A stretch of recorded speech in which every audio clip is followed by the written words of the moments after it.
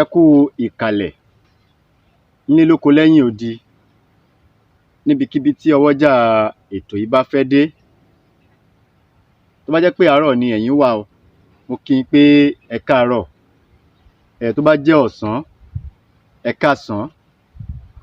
Tó bá jẹ́ alẹ́, mo kí yín pé ẹ káalẹ́. Mo dúpẹ́ lọ́wọ́ yín lólùfẹ́ mi pátápátá. Ẹ̀yin tí ẹ ti subscribe, mo dúpẹ́ lọ́wọ́ yín. Ẹ̀yin tí ẹ ti subscribe, ẹ dákun bá mi subscribe. Ẹ má wò mí lásán. Ẹ̀yin tẹ́ ń share program mi, àkàndùn ní mú yín lọ́wọ́. Ìbànújẹ́ ó kéré ó tóbi kò ní wọlé tọ̀ ẹnì kọ̀ọ̀kan wa. Ṣé ẹ ti bá mi wá nǹkan fìdílé? Ṣé ẹ ti fìdílé nǹkan? Lápẹ́ yẹn ṣe ń wò mí nígbà àkọ́kọ́ ni. Orúkọ mi ni Dr. Avis Abọ́ládé, ọmọ bàbá Arámidé. Kí mo wá fún wa lónìí, mo mú tuntun wá fún yín ni. Ẹ̀yin olólùfẹ́ mi tẹ́ ní kí n bá yín mú wá, mo ti mú wá báyìí o.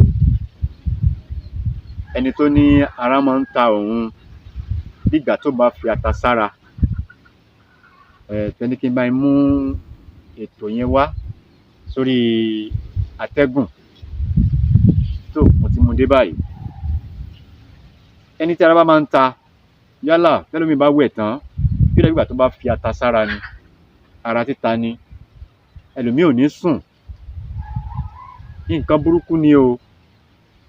Ẹ má jẹ́ ká bora wa mọ́lé, ẹ má jẹ́ ká bora wa pa. Dákun tọ́jú ara rẹ, ara ń fájò. Ẹni tí ara bá máa ń ta, kí ló máa lọ wá? Nǹkan kékeré náà ni. Ọ̀pọ̀ kọ́ lóògùn, méjì mẹ́ta náà lóògùn. Ọ̀pọ̀lọpọ̀ ẹ̀mí lómi alẹ́ olóògùn ni wọ́n. Ìwọ ńkọ́? Ìwọ tó lọ́ọ̀sì òògùn, ò lo nǹkan dúdú, ò lo nǹkan, ọ̀ ń jewédú, ọ̀ ń jẹ̀fọ́, ewé àtegbò ni. Blood tonic tó mu, ṣé kò dúdú ni? Ìmí dúdú nú wọn, kò sí nǹkan dúdú ló ń lò yẹn. Ẹ jẹ́ ká kúrò ńbẹ̀. Ìwọ tára bá máa ń ta, fún ẹni tára bá ń ta, oògùn ara títa, kí la máa lọ wá? Wọ́n ń pe ewé kan ní ewé tanáposó. Àwọn kan ń pè ní tanápowó. Tanáposó, tanápowó. Ó dà àwọn kan tó ń pè ní tanápọgbẹ́. Èyíkéyìí tá bá mọ̀ wò, tá bá mọ̀ sí, tá bá wò mọ̀ sí, ẹyọ kan náà ni. Ìyẹn fún ẹni tí ara bá máa ń ta. Ṣé rí egbò yìí, egbò tanápowó yìí, òun la máa wá. Á wá egbò ẹ̀ níwọ̀nba. Á wá gún egbò yẹn papọ̀ mọ́ ọṣẹ dúdú. Ṣá ti gún mọ́ṣẹ dúdú? Ìwọ tára bá máa ń ta, máa fi ọṣẹ yìí wẹ̀ ní gbogbo ìgbà.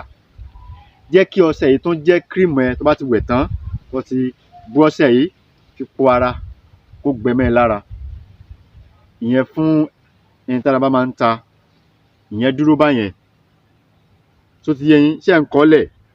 Ẹni tára bá máa ń ta, egbò tanápọgbẹ́, ẹ lọ̀ kúnná dáadáa, ẹ pò mọ́ṣẹ, ẹ máa fi wẹ̀. Ẹlẹ́ẹ̀kejì, wọ́n ń pe ewé kan ní ewé ẹ̀ẹ́gún ọ̀run. Ewé ẹ̀ẹ́gún kọ́ o, ẹ̀ẹ́gún ọ̀run ọ̀tọ̀ ní ẹ̀ẹ́gún. Ẹ̀ẹ́gún yẹn àwọn ìyá wa máa ń jẹ nígbà tá a wà nílùú òkè níjọ́un. Àwọn ìyá wa nì. Kódà ilé kan wà nílùú wa. Ilé yẹn, ní tí wọ́n máa ń tà ńbẹ̀ nìyẹn. Ẹ̀ẹ́gún jíjẹ nìyẹn. Àmọ́ eléyìí kò ń ṣe ẹ̀ẹ́gún tá à ń jẹ. Wọ́n ń pè ní ẹ̀ẹ́gún ọ̀run.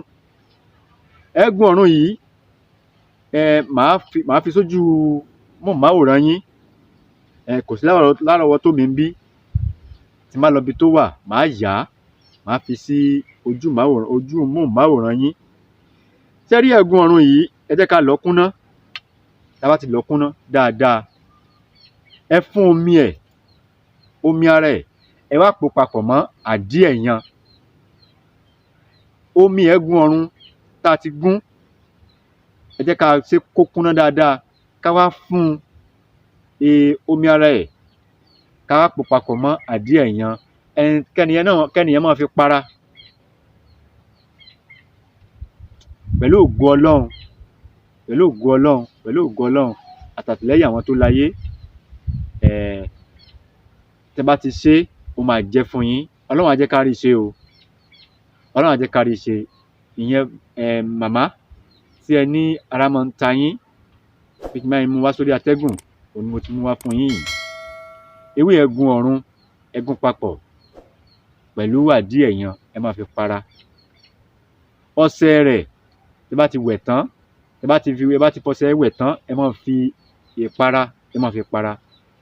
Á bá yín lára mu o, á jẹ́ fún yín bí idán, á là fún yín bí òrùn. Babaláwo la bá jẹ́ ni, pásítọ̀ ni wá ni wòlíì, èyíkéyìí tá bá wò jẹ́, dákun bá mi ṣí àṣẹ yìí, kó kálé kó ká oko, bá mi ṣí ẹ bá mi pín ká, bá mi pín ká, kó lè jẹ́ àǹfààní fún ẹlòmíì tó wà nínú ilé tí nǹkan yìí ń ṣe. Orúkọ mi ò yí padà, orúkọ ọmọ yín àbúrò yín olólùfẹ́ yín. Orúkọ mi ni Dr. Aviz Abolade. Ẹ lè pè mí sórí àwọn nọ́mbà mi 08053 13 31 42 tàbí 080 39 33 66 75 tàbí 081 46 61 63 71.